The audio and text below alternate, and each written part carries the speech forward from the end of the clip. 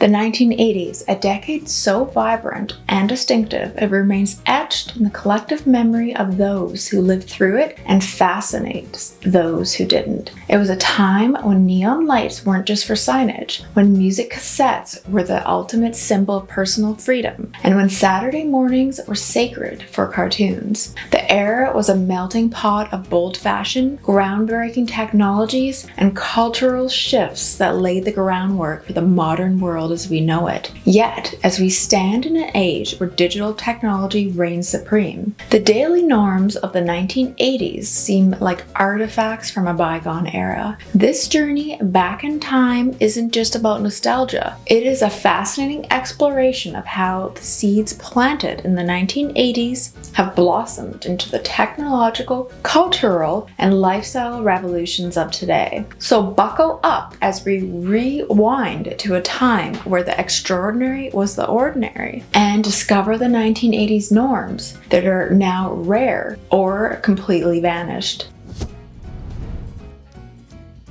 The 1980s were a groundbreaking decade for technology and gadgets, marking the birth of many innovations that have since evolved beyond recognition or faded into obscurity. This era introduced us to the joys of home entertainment, personal music experiences, and unique ways of communication, setting the stage for the technological wonders we take for granted today. In the 1980s, the VCR became a household staple, transforming the way people consumed movies. The VCR allowed families to watch films together in the comfort of their homes, a novelty that reshaped entertainment. The magic wasn't just in the playback, it was also in the purchase. Video rental stores, epitomized by giants like Blockbuster, became cultural landmarks. These stores offered an extensive collection of VHS tapes from blockbuster hits to obscure B-movies, catering to diverse tastes. The experience of going to a video rental store was unparalleled. It was an adventure, a community event where discussions and debates over which movie to rent could last longer than the films themselves. The tactile sensation of flipping through rows of movie cases, reading synopsis, and making selections based on cover art or recommendations from staff created a personal connection to the medium. The phrase "be kind, rewind" became a common courtesy, symbolizing a shared responsibility among movie lovers. And I remember getting charged late fees for not rewinding it. And I used to love the staff pick section. I don't know why. It reminded me of Seinfeld a little bit. However, as digital streaming services rose, these once beloved rituals and the stores that hosted them vanished, leaving behind a nostalgia for the tangible and communal aspects of movie watching. And I do miss going to movie stores. I used to love my Friday night Blockbuster experience and getting my candy and then renting my favorite movies. I miss those days.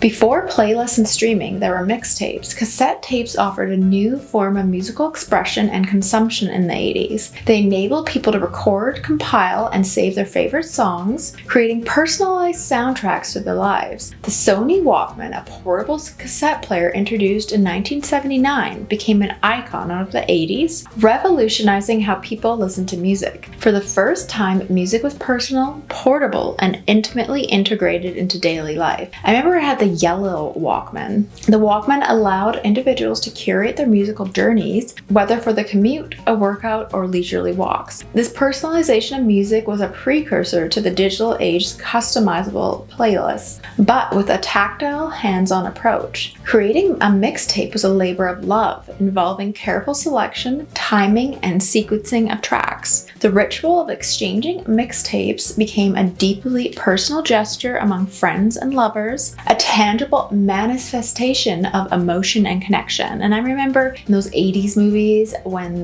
the guy would create a mixtape for the girl, and I don't know, I remember people have made mixtapes for me throughout my life. I mean, obviously not now, but back in the day. Long before smartphones and instant messaging, rotary phones and phone booths stood as a primary means of remote communication. The rotary phone was, with its circular dial and distinctive ring, was a fixture in homes and businesses. Dialing a number was a deliberate process. Each turn of the dial, a tactile interaction that connected people across distances. Phone booths strategically placed in public spaces offered a lifeline for communication on the go, encapsulating conversations within their glass walls. I don't even think I could find a phone booth now if I tried. I'm pretty sure they got rid of all of them, but I remember even in the early 2000s using one because I never had a cell phone, I think, till 2007. So I remember having to call people on the phone and making collect calls. And these devices not only facilitated communication, but also shaped social behaviors. Making a phone call was often a planned event, and phone booths served as beacons of privacy in public spaces. And I feel like back in the day, everyone remembered numbers. I remember I had everyone's number kind of saved up in my head. Now I don't know anyone's number because you really don't have to memorize any of them anymore. I feel like in the back of my head, I probably still know some of my go-to numbers from high school from my friends calling them. The 1980s were a time of technological innocence and wonder. The gadgets and devices brought novel experiences and shaped social interactions in ways that seemed quaint by today's standards. These technologies fostered a sense of community, personal expression, and deliberate communication, aspects that are sometimes lost in today's digital shuffle. As we look back, it's clear that while the gadgets of the 1980s may no longer be a part of our daily lives, the foundational shifts they initiated continue to influence how we interact with technology and each other. The 1980s were not only a time of technological innovation, but also a golden era for entertainment and media, fostering new forms of cultural expression and community. This period saw the rise of arcades as social hubs, the dominance of music television, and the heyday of print media, each contributing to the decade's vibrant cultural tapestry. And before home gaming consoles in the 80s, arcades were the epicenters of the gaming world, and there were packed rows of cabinet games like pinball machines, and later video games like Pac-Man, Space Invaders, and Donkey Kong. And I definitely remember going to arcades in the 80s and 90s, and I just love them. I don't even think they exist anymore. I don't know of any arcades where I live. And arcades became synonymous with youth culture in the 80s. And the 1980s witnessed the launch of MTV, a channel that promised music videos 24/7, and quickly became a defining feature of the decade. MTV revolutionized the music industry by making music videos an essential part of an artist's promotional toolkit. The channel introduced audience to new genres and artists, turning musicians like Madonna, Michael Jackson, and Duran Duran into global icons. And I'm pretty sure Thriller was like the MTV debut for music videos. I remember reading that, and it's definitely quite a theatrical event, that music video. MTV's influence extended beyond music. It shaped fashion, dance, and youth culture, making it a significant cultural influencer. The phrase, "I want my MTV," encapsulated the channel's ubiquity and appeal. However, as the digital age ushered in new platforms for music discovery, MTV shifted away from music videos towards reality TV and scripted programming. And I remember in the 90s running home from school to watch like the Much Music was in Canada, and there's a Much Music countdown, and everyone always wanted to watch that every week. In the 1980s, print media was in its prime. Newspapers and magazines were primary sources of news, entertainment, and culture, offering in-depth coverage, serialized stories, and glossy photo spreads. The ritual of reading the morning newspaper or awaiting the monthly issue of your favorite magazine was ingrained in daily life, and I miss getting my magazines in the mail. I used to love reading them. Print media was not just informative, but also tangible connection to the wider world, offering a sense of community and shared experience. My parents still get the newspaper, but I don't think a lot of people actually read the newspaper anymore. The advent of the internet and the digital media profoundly changed the landscape of print journalism. As news and information became instantly accessible online, the demand for physical newspapers and magazines waned. And it's true, because it takes too long to print it. By the time you do, the story's already old. The transition of digital media has been marked by challenges and innovations. I think a lot of the fashion magazines now, you can't even get physical subscriptions anymore. Maybe they have it like twice a year or 3 times, but not monthly. While print media has not disappeared entirely, its role and reach have dramatically shifted. And the 1980s were a period of bold statements, not just in technology and entertainment, but in fashion and lifestyle as well. This decade was characterized by its distinctive style choices and social venues, which have since evolved or faded in the wake of new cultural and technological trends. Yet, the influence of the 80s remains a testament of lasting impact of fashion and social interaction. In the 1980s, people liked to wear the neon, bold prints. Neon colors, spandex were not just trends, they were symbols of the era's exuberance and confidence. The clothing was a canvas for self-expression, with outfits featuring bright, eye-catchy colors and tight-fitting spandex. 80s aren't my favorite decade for fashion, to be honest. I like the 70s way more. This period saw the rise of aerobics and fitness culture, further popularizing spandex in the form of leotards and leg warmers, as well as headbands, and then the high top sneaker look and the voluminous hairstyles. And in the 80s, roller skating rinks were the epicenters of social life for many, especially teenagers, and these venues were not just for skating, they were a communal space where people could hang out, socialize, go and listen to disco music with the strobe light. Let me know in the comments below if you ever went to like a roller skating birthday party. Here we had more skating birthdays, but we didn't have really any roller rinks. As time passed, the popularity of roller skating rinks began to wane, with many closing their doors for new forms of entertainment and socializing. And I think roller skating has kind of had a retro comeback in many ways. I think in the 90s it went to more roller blading. I remember everyone had roller blades in the 90s. The mall was more than just a place to shop in the 80s. It was a palace of consumerism where teens and families alike would spend hours wandering, shopping, and eating. Malls were social arenas, places to see and be seen, offering a sense of belonging and community. And it's true, malls, like the 80s were like the definition of the shopping mall. That's kind of all where it started, those mega malls with the theme parks inside. Like in Canada, there was the West Edmonton Mall, and in the United States, the Mall of America. But now they're just not the same. Like they're just almost abandoned. I remember going to a mall in Portland, Oregon, and there's no one there. The 1980s were a booming time for malls in the United States. There were sprawling shopping centers serving as a heart of social and retail life for many Americans. And this era saw the rise of several iconic retail chains, and a lot of these chains no longer exist anymore. I was shocked by some of these ones. So Sears was a popular retail giant in the 80s, and this was a go-to destination for appliances, clothing, and tools. And I actually worked at Sears in the late 90s, early 2000s in the shoe department. And then there's JCPenney, which is similar to Sears. I believe JCPenney still exists in the States, but again, it was kind of another middle-class shopping store. I've never heard of this one before, Walden Books. And this was popular before the rise of e-commerce, but I feel like most bookstores now just aren't doing well, but probably closing. We still have Chapters in Canada, but now it's more centered towards gifts instead of actual books. And Radio Shack, I remember those here in Canada, and they're obviously popular in the States. I would go there to buy like CDs, everything, even TVs. And if you look at the prices on some of these vintage TVs, they're really expensive back then. And Spencer's Gifts, known for their eclectic and often risque assortment of novelty items. I believe it's kind of similar to the store San Francisco. I don't know if they had San Francisco in the States, but it was definitely popular in Canada where you buy all those like gifts. And then there's Sharper Image, and this offered high-tech gadgets, kind of similar to Radio Shack, lifestyle products, and this was for like tech-savvy consumers.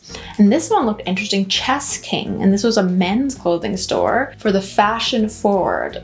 Pretty sure this doesn't exist anymore in the States, but let me know in the comments below. I really don't recall seeing this in Canada. And there's probably so many other stores that I forgot that are no longer existent. Let me know in the comments below if you have like a favorite 80s store that isn't around anymore. And obviously all this ended because the rise of online shopping and the digital age changed the way consumers shop. I mean, I honestly just buy everything online. I know it's sad, but it's when you're busy, it's hard to even want to go to the mall because it's just such an ordeal. And if you just want to get something quickly, it is easier to buy things online. And it's too bad because obviously companies like Amazon are closing a lot of these smaller stores and as well as malls. Like people don't want to go to the mall anymore.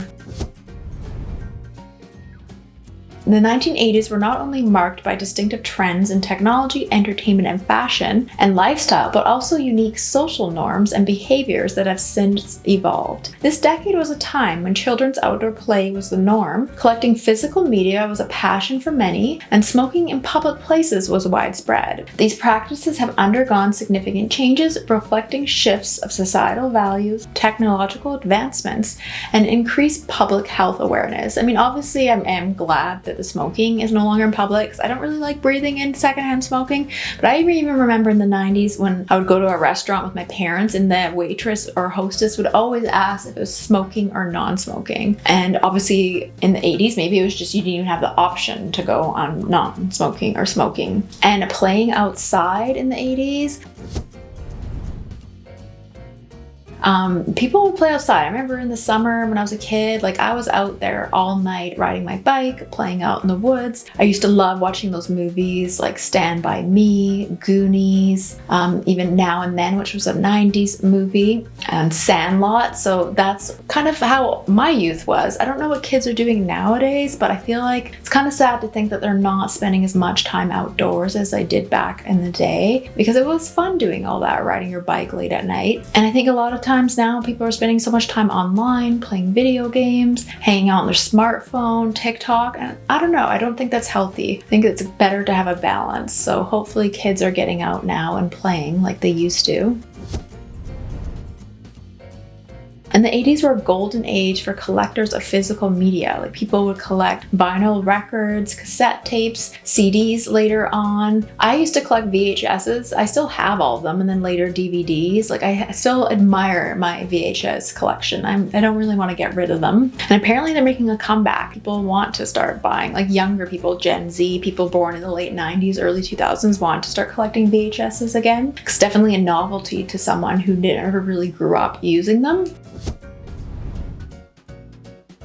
And in the 1980s, smoking in public places was a commonplace. Offices, restaurants, and even airplanes. I can't imagine smoking on an airplane. That would be horrible. I took a flight maybe a year ago, and I think it was an old airplane because there's still ashtrays in the bathroom and on every seat. It was like it was a horrible flight, to be honest. The seats were really small, there was no Wi-Fi. But I can't imagine. I do think it isn't fair to like people that work in those places and they have to breathe in all the secondhand smoke. I know there's still a lot of bars in the States where you can smoke, but here it's pretty much banned everywhere. Which, I mean, I get that part, but it's just interesting how it's changed so much, because I do vividly remember going to non-smoking sections versus smoking. Even if you watch like the movie Mrs. Doubtfire, which is a 90s movie, I remember Mrs. Doubtfire was screaming the smoking section so he could go back and forth between the two costumes. The social norms and behaviors of the 80s, from children's playing habits to collecting physical media and smoking in public places, offer a window into time different from today. And these changes underscore the dynamic nature of society adapting to new information and technology. And when I look back,